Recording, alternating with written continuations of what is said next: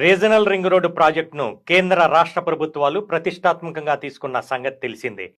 Hyderabad outer ring road game changer అయితే regional ring road super game changer అని ప్రభుత్వ పెద్దలు చెప్తున్నారు.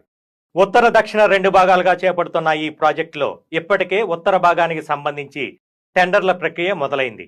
ఇక రీజనల్ రింగ్ రోడ్డు చుట్టూ రీజనల్ రింగ్ రైల్ నిర్మించాలని రేవంత్ సర్కార్ భావిస్తోంది.